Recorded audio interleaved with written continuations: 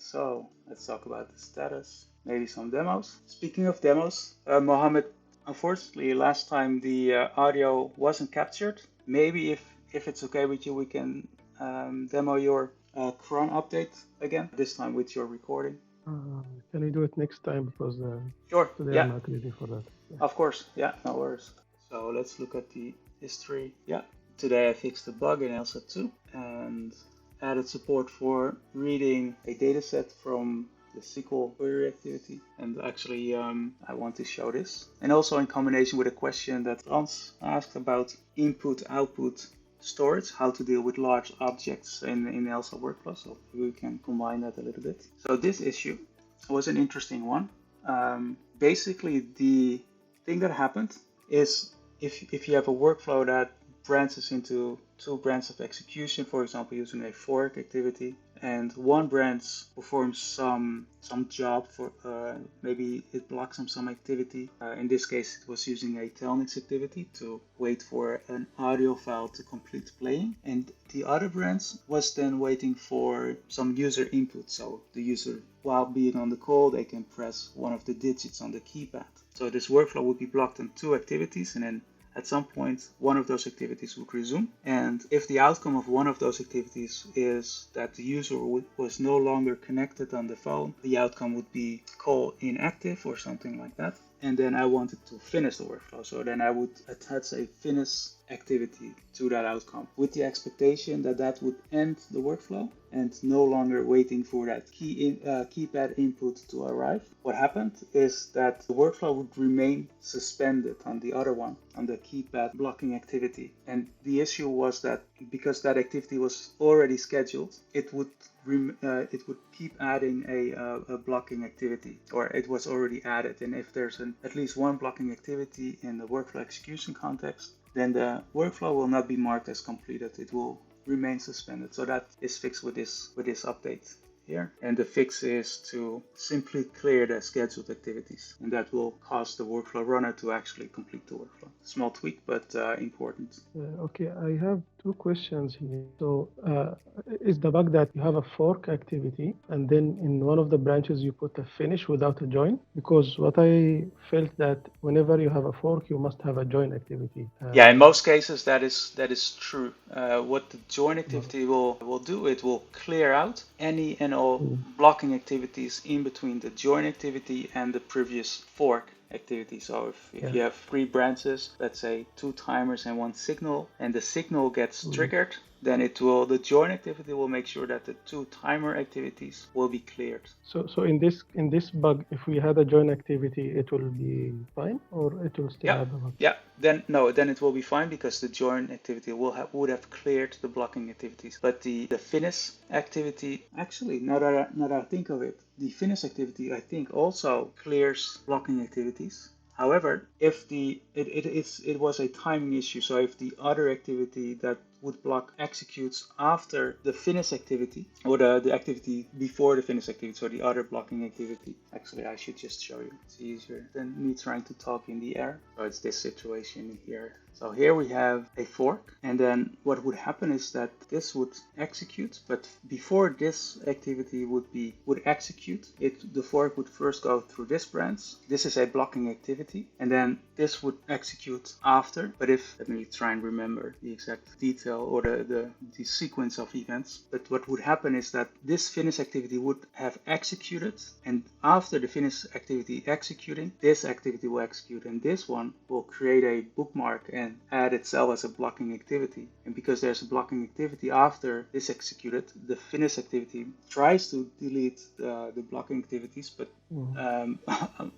once that's done and this activity executes and then adds a blocking activity, the workflow will not end. So that was the issue here. Because I remember I had a similar scenario, not as complex as this workflow, but I had a fork, and in one of the branches I wanted to finish the workflow without a join. So it was also never ending. So maybe it was the same issue. Yeah, it's possible. So maybe if you are working on that again, maybe you can try this fix and see if it works. Okay. And my second question is about the finish activity. Is it mandatory to have this finish activity in the end of the workflows? Because Nope. normally don't include it, the workflow will also end. That's right. So if you don't, it's not mandatory to use the finish activity because the workflow will finish automatically as soon as there's no more scheduled work and there are no more blocking activities in the blocking activity collection of the workflow instance. Then it will finish automatically. But when you may want to use that is for example when you are in a loop, or here that this is a very long workflow. But let's see.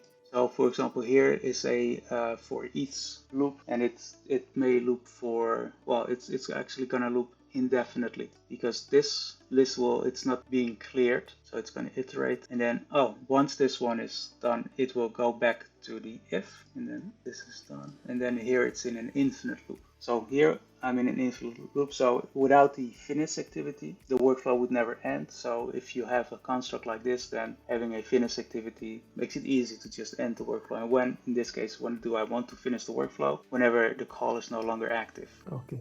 Yeah, thank you. But does that mean that when you use a finish, if you have any blocking activity somewhere else in the, that's going to be erased and then it's going to be finished, right? That's right, yeah. So it's when you have something like that with a blocking activity and it can divert from that, but you want to finish it, then it's mandatory to use the finish. Yeah, precies. Okay. Yeah.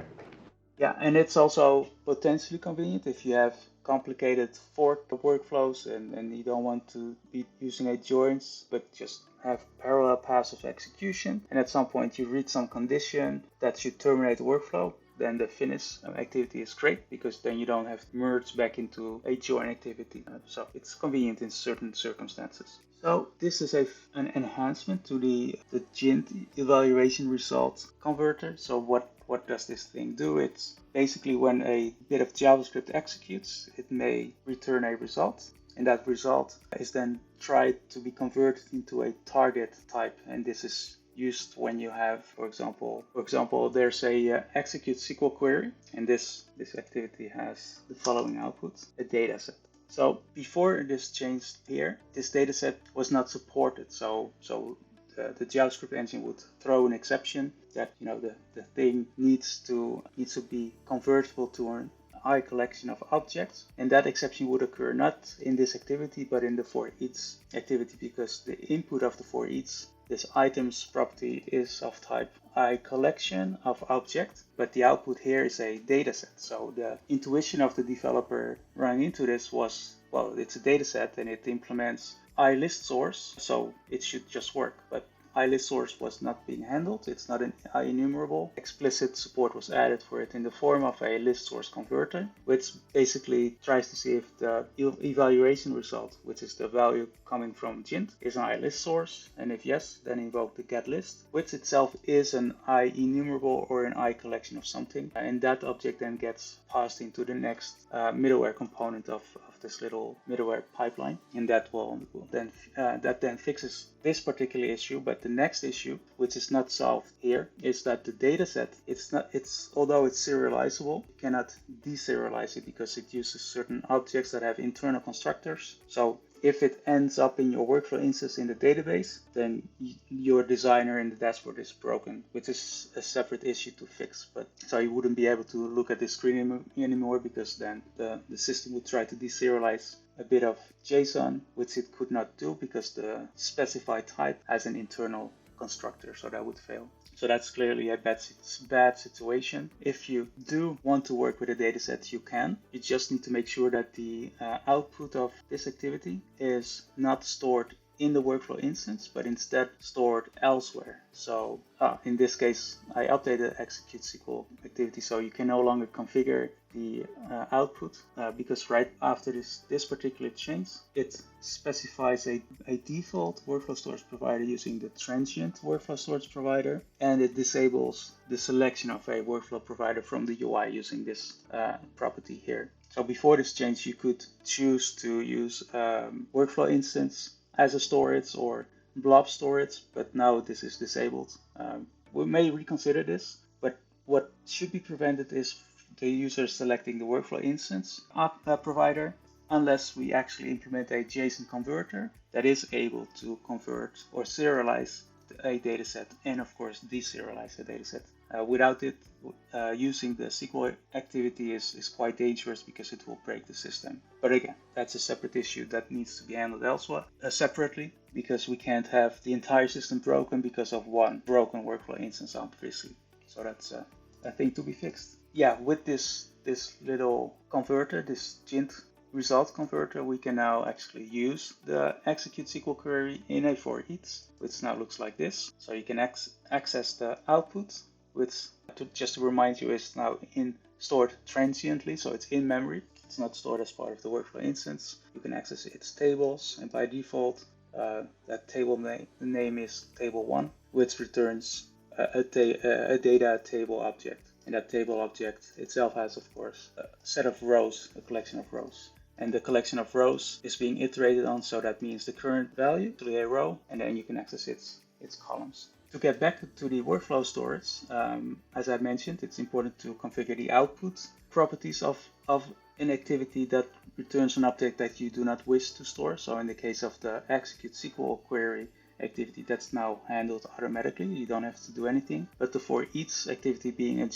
general purpose activity, you will have to take care still of its input. So this items property is an input property. So you need to make sure that is stored transiently as well. And since it outputs individual items as its output, that needs to be stored transiently as well, because the output would be individual items of a data set or a data table, whatever the input is. And again, that's just not serializable out of the box. Does any of this make sense? It feels like lots of restrictions in order to use this activity right now. Yeah.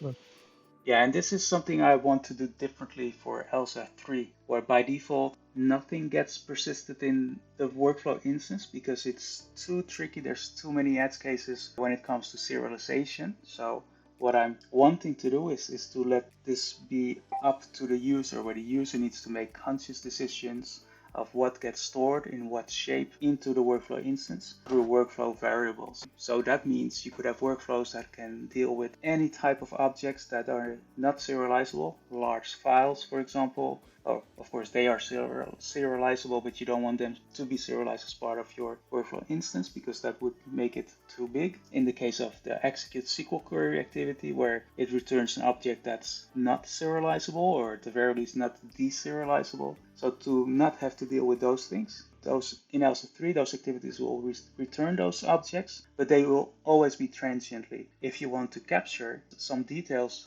and persist it as part of your workflow instance, you have to explicitly do so by storing it in a workflow variable, and then it's up to you to store it in such a way that it is serializable. So you cannot just store a dataset as is into a workflow variable because you will have the same issue, but this will be an explicit conscious decision on the user's end where they need to take care of. Maybe just storing a record ID, for example, so they can query it from a database later if that's the purpose of the workflow. And then we also don't have to deal with workflow storage providers, which initially seemed nice to me because it gives you precise control, but come to think of this as a wrong solution to the problem.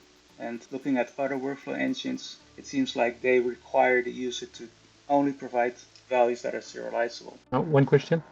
Today in Elsa 2, when you execute a SQL query, you load all the results in memory, and then you go to the next step, right? Yeah, that's correct. So this query, the entire data set that results from this query is loaded into memory, and that's then passed on to the next activity. Do you think maybe it will be more easy to work on it for Elsa 3 to make some kind of streaming capacity on the workflow? Yeah, absolutely. And that's another benefit of not trying to serialize input and output of Elsa 3 activities, because then indeed you can return streams, work on those streams, and let the user decide what they want to be persistent.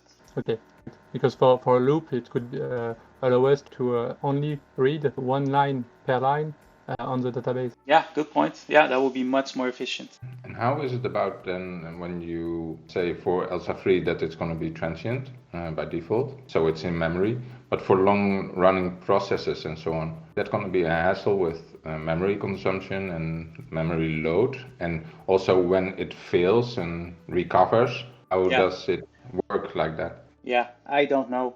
I have to think about those scenarios and come up with different strategies, I think, right now than what we have with Elsa 2. I think what you said, that it was the wrong solution for the right problem. Still, it makes sense to me that you be able to say, okay, for this one I want to have it transient, and this one I want to have it as a blob storage, for instance. But the option is still there, because then you can take into account from, okay, when it recovers, I can't fully recover, or I have to go back to, so many steps when it recovers to start to work again, and if that's even possible. Yeah, maybe this is the right solution. I don't know. My intuition at this point is that this is not the way to go, but instead to let the user decide what are the critical sections of a workflow where work needs to be persisted in case of disaster and the workflow needs to start one step ago or two steps ago. It would be up to the user to control this more explicitly. A benefit of Elsa 3 is that it's more easy to encapsulate sub activities to do this work. So it wouldn't necessarily clutter your workflow as it would today with Elsa 2 when you have to deal with these lower level stuff potentially. It takes more activities and it takes away from the overall process that you're trying to model. With Elsa 3 you can have these nested activities more easily, compose these sub steps. So maybe it will be better to look for a different solution there. But basically, what you say, if I understand it correctly, is that basically you say, well, it's going to be transient always, but we can mitigate that by an additional activity that can be hidden through sub processes to have it stored persistently. And then it's a design choice by the one that is designing the process. yeah, Instead of, that, yeah, that makes sense. exactly. And the way it would look like is, you could use the set variable activity to store, let's say you load a file, you would store in the workflow just the file name. And in the case the workflow needs to be rerun again, you would of course have the file name and you have to load the file again into memory. As a very simple example of taking control over what you do with large data in the workflow. Yeah, I agree, because I feel in the current design it is very easy to accidentally store large amount of data in the workflow instance, and then it might grow out of hand. What we feel sometimes that we have to go one by one and change it back to transient and persist only the critical information that we want to persist. Going to Elsa 3, maybe that is a right. Yeah, exactly. Exactly, because I totally agree with that, because it's not only with the workflow instance, but it's exponential, because sometimes you see the view data or the activity data and you see it, oh, it's stored in the variable, it was there, the input, and it grows so big and Yeah, absolutely. I've seen that many times. I haven't prepared any demos. Maybe if any one of you have a question on a specific topic, maybe we can look into that. Or I can show you the work, an update with Elsa 3. So last time we spoke a little bit about activity signaling and the break activity. That wasn't implemented then, but now it's implemented. So let me just showcase that for a bit. So this is Elsa 3. This is a coded workflow. We have a simple for activity that will iterate between 0 to 3, and then each current value is stored in a workflow variable, which is scoped just to the it only exists in the for activity here, and then the body, the iterating body of the for loop performs a condition that if the current value equals 2, then it will break out of the loop, otherwise it will continue. So it should, in theory, never write the value of 3. So for that there's a unit test here, and that's this one. So here the test verifies that indeed the output would be start and then 0, 1, and then the final one. And as you can see, it executed successfully, but just to prove it to you, but I of course succeeded. So start 0, 1, end. But what I want to show you is the actual implementation of how does one go about implementing a break activity. So let's look at the break implementation first, which is very, very simple. So it's just sends a signal called break signal. I think we had this the last time as well, so nothing new here. The interesting part will be the activity that actually responds to this break. So in this case, the for activity. And not just the for activity, the sequence activity, of course. Well, the behavior I would expect to see is that if I break here out of the for loop, I would also break out of the sequence. I wouldn't expect another write line like in C# code. Whatever code comes after the break statement should not execute. So similarly, this should not execute when this breaks. So let's take a look at the for first. So there's a new small concept in Elsa 3 called behaviors. So the for activity adds a behavior called break behavior. And what allows behaviors to do, it allows you to write logic that can be reused across activities. Because for this particular break implementation, I had to use the exact same implementation for each, and for a while. And a behavior is just a way to delegate logic from an activity to a separate class that is then reusable and also cleans up your activity a little bit. Potentially it makes your activity harder to follow. So it's a balance there to be stricken. But so this break behavior, what it does, in its constructor, it registers for the break signal. So you could do this from the activity, which I did initially, and then I had a lot of repetitive code for the for each and while activities. And now I have all of that code just here. Well, it's not, to be honest, a whole lot of code, but it's the same logic that is now living in one place. So I listen for the break signal, and the first thing I do is I capture this event. So I instruct the event bubbling process to not propagate the event any further up the call stack, if you will. So that, imagine there's a nested for. Let's say I have a for here, but also an outer for. I do not want to break out of the outer for loop or while loop or whatever loop. I just want this one to capture it. So that's the first thing to do. Then I will just remove any potential child activity execution contexts that are child branches of the for loop or whatever activity this behavior runs in. And this is for scenarios where you are, for example, breaking out of a loop that is part of a fork or a branch of a fork. So my intended behavior there is that if I break out of a for and this inside of this iteration is a fork, then I want to clear all of the activity execution contexts that exist in the other branch within the for loop. So that basically clearing out that call stack or multiple call stacks there. That's what's being done here. So it is a little bit complicated, but it's neatly hidden away in this little behavior here. And ultimately, I just signal that this activity completes. And this is an important notion in Elsa 3. Activities need to explicitly mark themselves as completed. This allows container activities such as sequence and for each and if, etc. to control when itself completes, so that if they are contained in another container activity, they know when to schedule the next activity. And because basically every activity needs to complete itself, there's a separate behavior for that called the autocomplete behavior that will complete itself after the activity executed.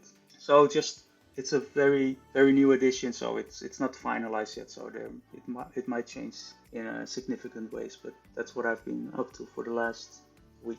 Can you talk a bit about that behavior, because you can register multiple behaviors. Is it like a pipeline that is? No, so the way it works, it's not a pipeline, but because you add it as behavior, it does get iterated over at some point, and I will show you. But the point of the behavior is to register for signals and potentially implement certain methods that would be invoked from the workflow runner. So here, for example, there's an execute async that the behavior can implement, and this is invoked by some outer logic. So I think that was the workflow runner, but let's see. It's the base activity class that is responsible for this.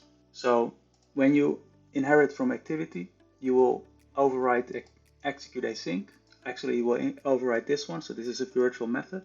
And then after your activity logic executed, this base class will then iterate over each behavior and invoke its execute async. So yeah, there is an order. Sorry, can you repeat that question?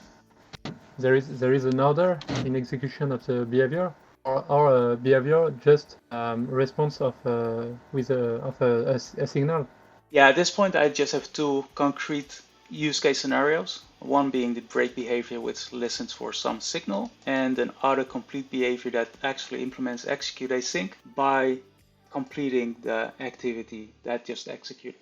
So if you look at the activity base class constructor, what I'm doing, I'm adding two more behaviors. So the autocomplete behavior is added by default, which means if you want to opt out, you actually have to remove the behavior, which is not quite nice. I'm contemplating introducing a separate base class for activities that need to opt out. For example, the for each needs to opt out of autocomplete behavior. It wants to control when it completes. So it's still a little bit experimental. So I'm still trying to figure out the nicest, most elegant way to deal with reusability in the form of behaviors, but without it being too complicated or weird or having to do stuff like this. And could it be interesting to add a behavior or like middleware? So have a method for before and after, before execution, after execution, and then we can mix and match multiple behavior and override before the execute async of the activity and after execute async of the activity. Yeah, for specific activities, right? And also for any activity if you want to. That you can do today. So there's middleware here. So there's middleware to allow you to execute code before a workflow executes and after, and at the activity layer itself. So for example, this is logging middleware. Yeah, so this level of middleware allows you to execute code before the activity executes and after. And of course, this is a pipeline you can build up programmatically. But this applies to all activities out of the box. Of course, your middleware could test for the activity being executed. So if it's of type custom activity 1, for example, then you can do something specific. Or if the activity implements some interface, then you can do something specific for any and all activities that implement that interface. So that infrastructure is in place, but it's an interesting idea to be able to implement behaviors in a way that doesn't require you to mess around with custom middleware. Maybe there could be middleware that then checks to see if the activity being executed has a certain behavior that it then executes. So that's potentially interesting. Yeah, so I have actually 3 use cases for behavior. This behavior is responsible for basically invoking completion callbacks of activities. And what is a completion callback, you ask? I will tell you. For example, let's take the sequence activity. So the sequence activity is a container, so it can have an array of activities that it will schedule one by one. So that's what you see here in the container. That's its base class. It will schedule children, and that's a protected virtual method that the parent class can, or the child class can implement. So here it implements that by checking what's the current index, which by default of course is 0. So as long as the current index is less than the total number of activities in the list, it will schedule that activity here. So, and this is the important point. So it will schedule the activity for execution and register a callback that gets invoked once the child activity completes execution. Now you have to imagine or realize that the activity being scheduled could be a very complicated activity. It could be a sequence, it could be a for, it could be of course a simple activity, but it could also be a complete state machine or a flowchart activity that ends under certain conditions, unbeknownst of course to this sequence activity. But the runtime takes care of knowing when something completes, and of course individual activities themselves need to notify the system when they complete. When that happens, this callback gets executed, allowing you to do whatever is necessary. So in the case of the sequence, it needs to just get the next activity in the list and schedule that one. And this happens continuously until the current index is greater than or equal to the number of activities. after which it completes itself. And because here this is an explicit action, of course, it needs to opt out of the autocomplete behavior that is registered here in the base class. So it's no, that's the story of activity completion callbacks. And that mechanism is implemented by this behavior. And so it, of course, it knows that the completion callbacks, they are stored in the workflow execution context. It knows which one to fetch from some list and then actually invoke it on the right activity. This is low-level infrastructural stuff that's implemented with behaviors. You could wonder, does it make sense for this infrastructure level stuff to be implemented as behaviors? I don't know yet. It's an experiment. One idea for the logging middleware is, for example, if I want to customize the log message before and after executing the activity. So, for example, I want to check a variable value before the activity is executed, and then the updated value once the activity is executed. That could help in troubleshooting and debugging as well. Yeah, certainly. And writing custom middleware is easy. Customizing it, the pipeline is relatively easy as well. I can show a quick sample. So here I'm configuring the workflow engine execution pipeline. So that's the outer pipeline basically. So that's not the activity pipeline. We'll get to that next. But the syntax is the same. So here we have this call that gives you a pipeline. Workflow execution builder is what this pipeline is called. And then using these methods to add middleware that will then evoke. So if you want workflows where you don't care about persistence, you can just not register the persistence middleware. So it will not be stored in a database. It will be very fast. Maybe you don't care about workflow context, which we've talked about a few weeks ago. You can opt out of that. In this case, actually you need to opt in, because it's an optional module, and this one is required. This is the default strategy to schedule activities and process these activities using a stack-based model. So let's take a look at the activity execution pipeline next. It's this one. And my idea also is to ultimately, and this of course is an experiment, would be experimental as well, where you can control at the workflow definition level what pipeline you want to use. So you can imagine being able to declare multiple types of pipelines for the workflow execution itself, but also for activities themselves, and then give them some identifier or some name, and then associate them with a workflow. Very advanced, but for certain advanced scenarios, might be just what you need. Maybe you have a class of workflows that need to execute quickly and you don't care about persistence and fault tolerance, it just needs to perform. And other processes or other definitions, you do want to have persistence and all the important stuff revolving around long-running processes. And you can associate those workflows with the appropriate pipelines, just as an idea to think about. So here you can say use workflow context. So apparently this is necessary for both pipelines. What else? The logging, of course, use logging. And if you have custom middleware, you would just say use. I thought there was a extension method allowing you, use middleware, and then the type of your middleware, which itself is would be a simple class that just implements this interface here. And then you can do perform logic before your activity executes or the next middleware executes and after. Very similar, of course, to the ASP.NET Core middleware pipeline architecture.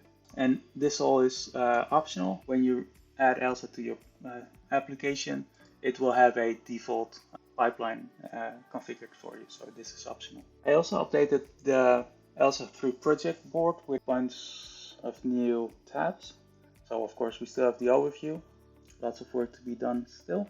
But I categorized it by core work items, activities, designer related items and bugs, just to try and maintain a good overview of what work is yet to be done before we can actually release an initial version of Elsa 3, an alpha version. And I actually want to do the same for Elsa 2 as well. Right now we have projects we have different projects for Elsa 2, but it would be better to have a single overview like we have here.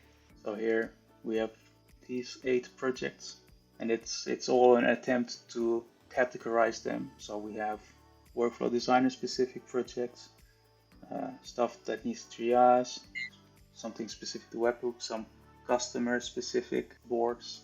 It's it's hard to maintain a good overview.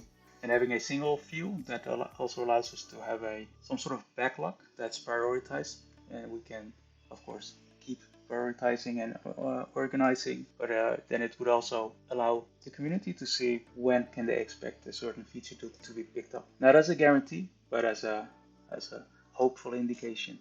So yeah, that's what I've been up to. That would be great. Yeah, for sure. So what's next for Elsa 3?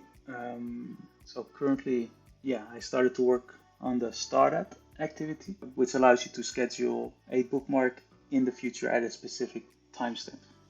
We have it in Elsa 2, but we also need it in Elsa 3. So that's next on my list. And then hopefully this week or next week, a customer offered to contribute 1 or 2 front-end developers to help speed up the Elsa 3 designer implementation. So that's all of this stuff here. So hopefully we can get that started soon and speed up the implementation thereof.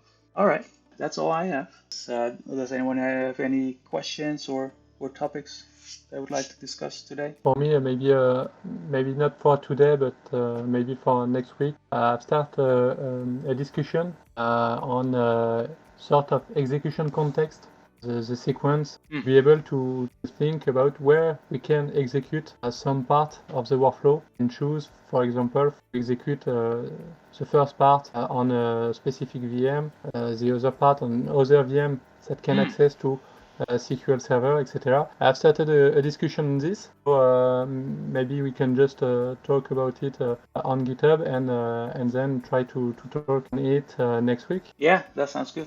Yeah, let's do that. I don't think I mentioned it in the previous time, but like how to deal with testing and get some tricks and tips and tricks about that, how you can manage the quality of your workflows and the activities. It would be interesting to see and to discuss which approaches are used and whether the pros and cons of each. So you mean to discuss these things from experience, or to learn of what has been done in Elsa 2 for workflow testing?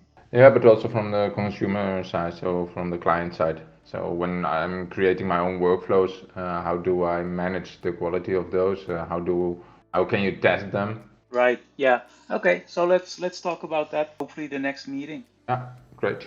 Right.